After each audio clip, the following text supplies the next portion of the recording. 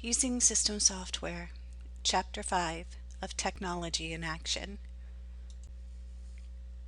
System Software Basics. Application software is the software you use to do daily tasks at home or at work. System software is the set of programs that helps run the computer and coordinates instructions between the application software and the computer's hardware devices.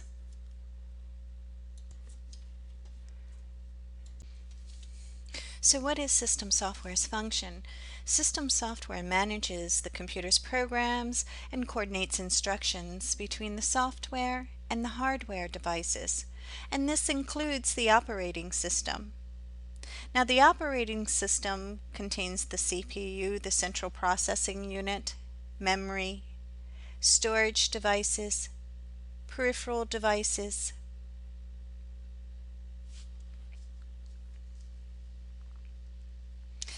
and the user might initially sees the operating system in the icons and the menus. Once the system starts up, it warms up, it starts up, and this interaction is called the user interface.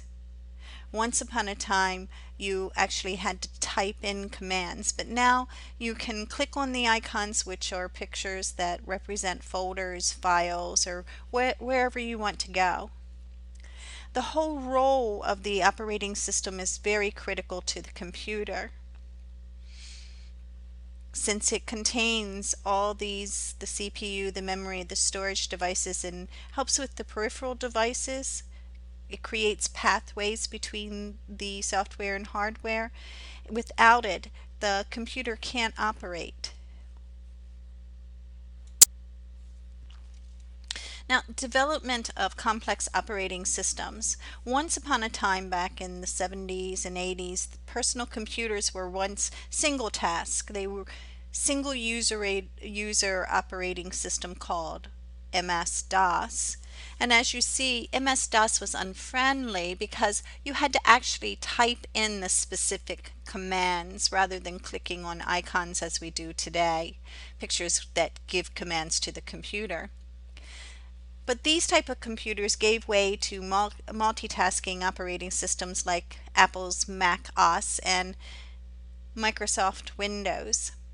In addition, as networking was added, this made these systems, which are single user multitaskers, become sort of like multi-user because of the networking and all these operating systems.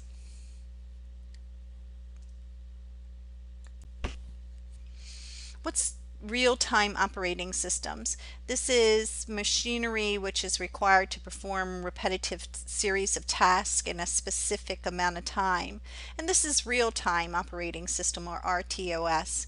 These are embedded systems, are programs that are written specifically for devices such as this robotic camera that you might use at a sports arena, or fuel injection systems, or inkjet printers or medical devices. What is Unix? Unix is a multi-user, multitask operating system used as a network operating system, primarily with mainframes, although it's also found on PCs. It was developed in 1969 by Ken Thompson and Dennis Ritchie of AT&T Bell Labs. The Unix system had no proprietary ownership, meaning that no specific company owned it. So programmers could take the codes that they had and modify them to meet their needs. Now, what are mainframes? Mainframes are what you see in the picture, but they're also responsible for storing, managing, and simultaneously processing data from all users. And like at a college, when many users are performing specific tasks, mainframe is able to allow all these users get on the internet and do the tasks necessary. So their operating systems are created for the multi-user category.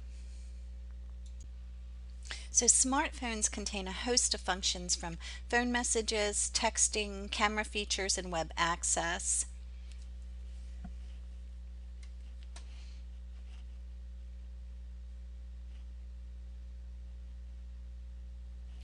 Common operating systems in smartphones include Symbian by Nokia, Windows Mobile by Microsoft, which you see here, Web OS by Palm. Now, most modern smartphones not only have modest multitasking, some allow users to surf the web while talking on the phone as well. Linux is an open source operating system designed for use on personal computers and as a network operating system. Unix is an open source or contains open source software which is free.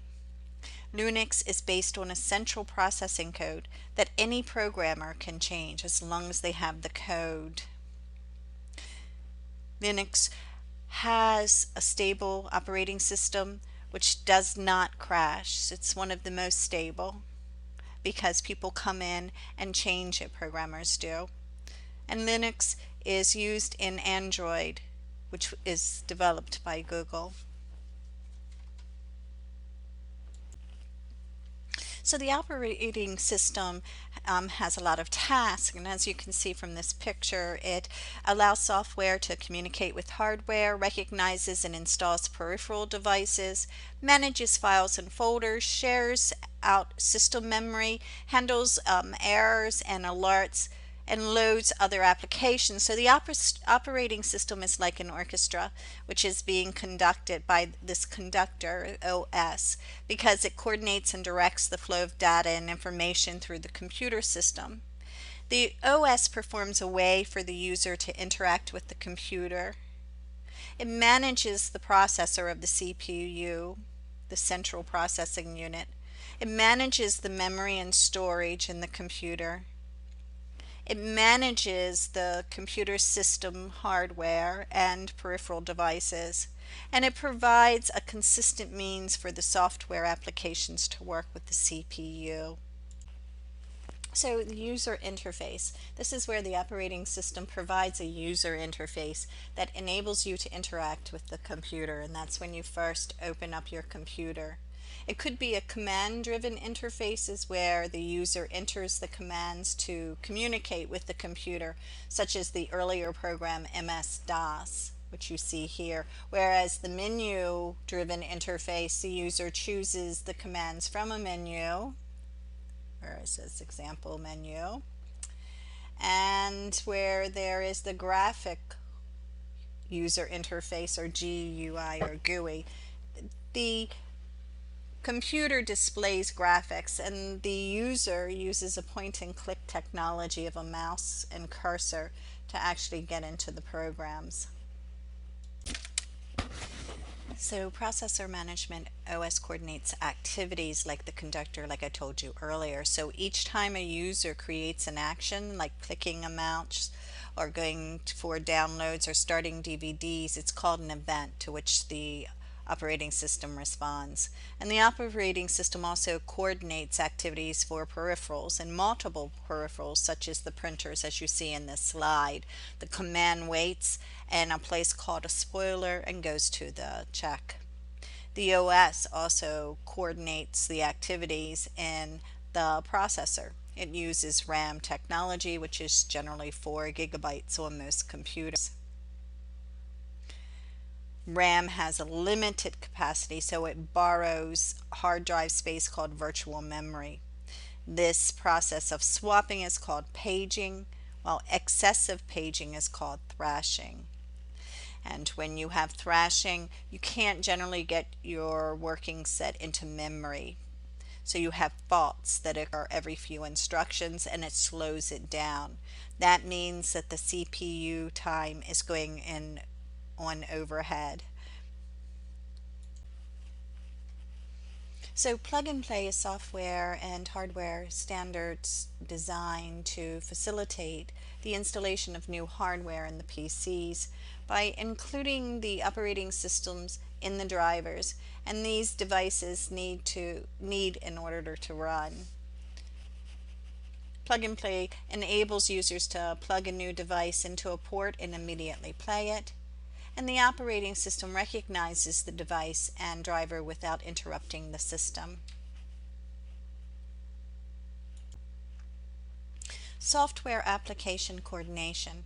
Application software feeds the CPU, or the central processing unit, instructions that it needs to process data. For programs to work with the CPU, they have to contain a code the CPU recognizes.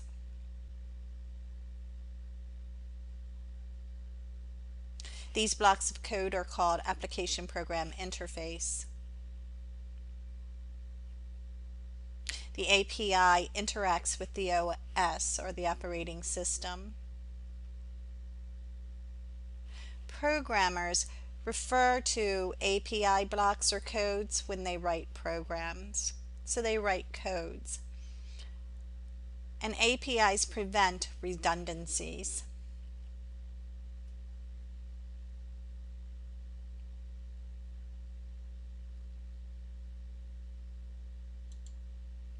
APIs make it easier for software developers to respond to changes in the operating system.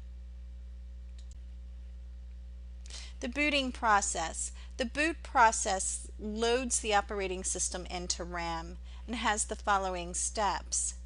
BIOS is activated by the CPU system when the computer is turned on. BIOS does a power on or self-test known as POST, P-O-S-T. OS, or the operating system, is loaded into the RAM.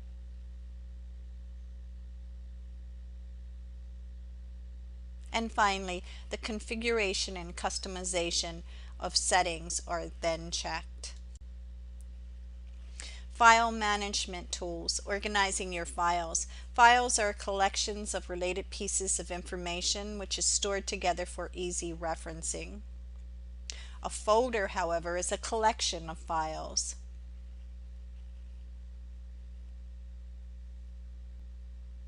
As you see in the picture. A library gathers files from different locations and displays them in a hierarchical arrangement.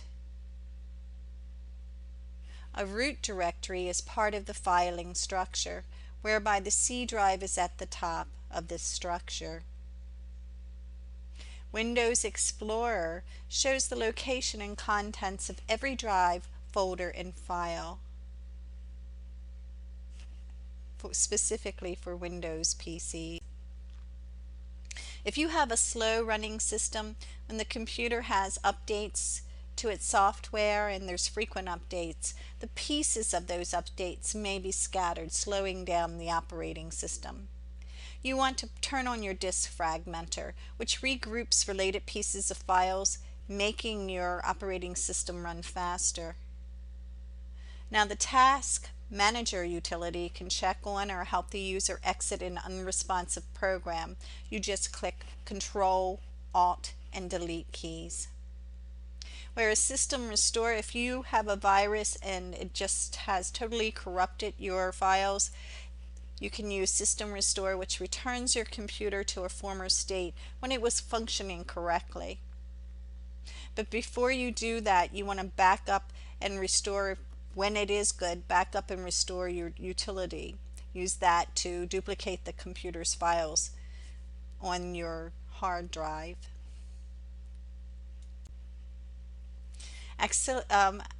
Accessibility utilities. These are for people who have specific handicaps. And Microsoft has an Ease of Access Center for Assistive Technology. One of the accessibility options is high contrast, which helps the visually impaired, or the magnifier, which also helps the visually impaired. Now, the narrator is a text-to-speech for the auditory impaired. The on-screen keyboard is for severe disabilities, whereas speech recognition for amputations and other disabilities. And that's all for Chapter 5. You know all the highlights and you are now prepared for your quiz.